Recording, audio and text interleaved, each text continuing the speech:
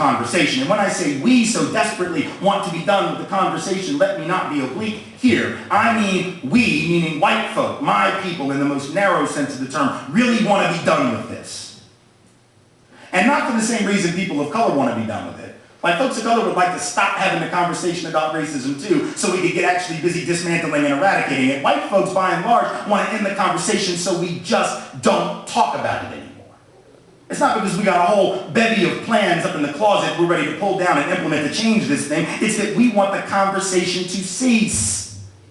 That's not true for all white folks, I realize, and nor has it always been. There have always been white folks, and there are many of my heroes and sheroes historically who have always stood shoulder to shoulder as allies with people of color, and we have to recognize and honor their legacy and follow them, by the way, for those in the room who were white, as role models, as opposed to the people we've been given as role models by our history teachers, parents, Cub Scout, Girl Scout, Boy Scout leaders, and church leaders for the last hundreds of years. But with those exceptions duly noted, the vast majority of white America has consistently not wanted to hear the truth about racism. It's not new. Back in July of this last year, a survey was taken where white folks were asked whether we believed that racial discrimination against black folks in particular was still a significant, and Latinos, was still a significant national problem. And only 11% of us, 1 out of 9, answered yes. Needless to say, when they asked folks of color this question, a little bit different answer. Just to give you an idea of how pathetic the 11% number is, keeping in mind what that represents, it's the percentage of white folks who say that we believe racism against peoples of color is still a big deal. Several years before that, not too much before it though, there was a survey taken of white folks where it was revealed that approximately 12% of us believe there's a chance that Elvis might actually still be alive. So I don't know how good you are at math. It's not my strong suit. But what that means is that at 11%, white folks are actually slightly less likely to believe what people of color tell us they experience on a regular basis than we are to believe that Elvis Presley is somehow still with us, playing midnight gigs on some tropical resort, out of the sight of the internet and any news media that haven't been able to actually catch him, but he's out there, we know it. We're more convinced of that than we are of what people of color tell us they actually experience. That is denial quite profound. But see, I would understand it if it were new. I wouldn't excuse it, it wouldn't be okay, but I would sort of get it. Because in the age of Obama, where a man of color has now obtained the highest position in politics in the United States, maybe ostensibly, arguably, the most powerful political position on the planet, one might be able to say, especially if one was young, you know, born in that post-racial America, the last 30-some-odd years, the post-civil rights era, so-called, right, might be able to say, well, how can we still have a problem? It's the age of Obama. It's the age of Oprah. You know, Oprah's so damn rich, she could buy like every one of us and sell us or just give us out as parting gifts to her audience, like for a week in a row, and we'd be, you know, powerless to stop her. That's the kind of power that she has. Right? And Jay-Z has an Amex commercial, so how in the world could things be wrong? And all of these outward manifestations of progress that we can see in popular culture, some of which are quite real. I'm not suggesting that they're mirages. We see them, they're there. And yet, so for young people in particular, I can understand how you might look at that and say, well, now that's very different than 30 and 40 and 50 years ago, and that would be true. And that somehow suggests that we have accomplished what we set out to accomplish in that long, decades-long civil rights struggle, really centuries long. The problem is that white denial isn't new. If it had just manifested in the wake of Obama and Oprah and, you know, Russell Simmons and J-Lo and Jackie Chan and Lucy Liu and all these folks of color that are now prominent, iconographic individuals, and you might say, well, we can just sort of fill in the blanks and let you understand the truth and we'll move on from a position of honesty and integrity. But the problem is that white denial is an intergenerational phenomenon, and that makes it harder to deal with. So it's one thing to suggest in 2008 and 2009 now that racism has been trumped and defeated. But the reality is, if you go back to the early 1960s, at a time when, in retrospect, any person who had studied American history for even a second would acknowledge, irrespective of ideology, by the way, or politics or party affiliation, pretty much any white American you ask today, do you think things were equal in '63? They're all going to say no. Because it's no sweat off their back to acknowledge oppression 45 years in the past. That doesn't take any courage, doesn't take any guts to say, oh my God, it was terrible back in the day. Ooh, my goodness. That's not gutsy, that's just obvious, right? So we can say it now. We can say, yes, in 1963, we were an apartheid nation officially. We were a system of formal white supremacy. I know we don't use that language, but for the most part, if you say that about 1963, most white folks can get their head around that now. But the problem is not what white folks think about 1963 in 2009.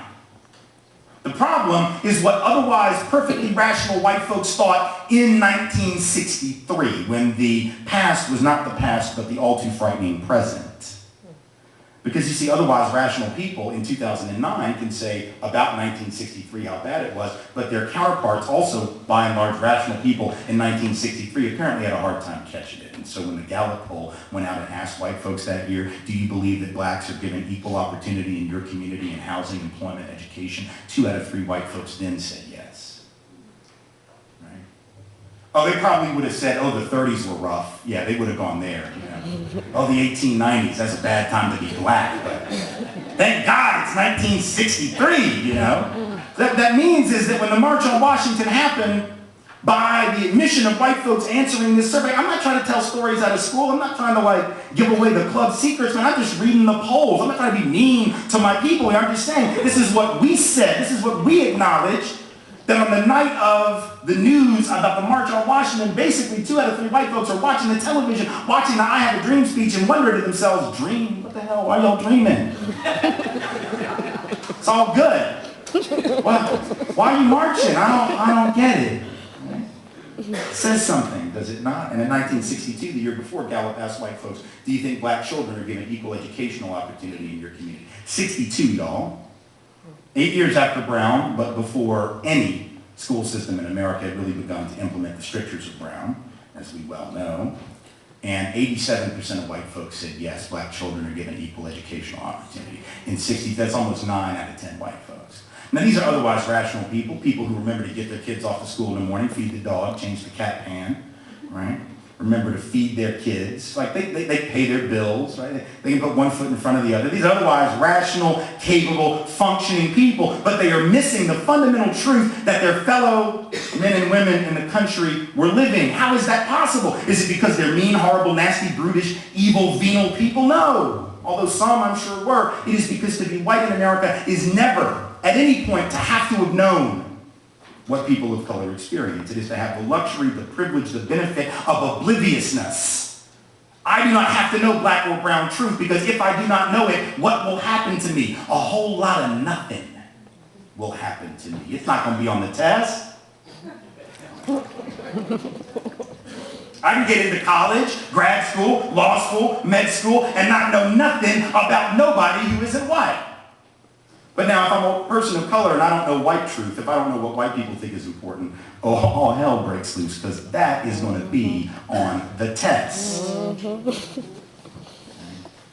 So people of color have to know white literature, white poetry, white theater. I know we don't call it that. That's sort of the point.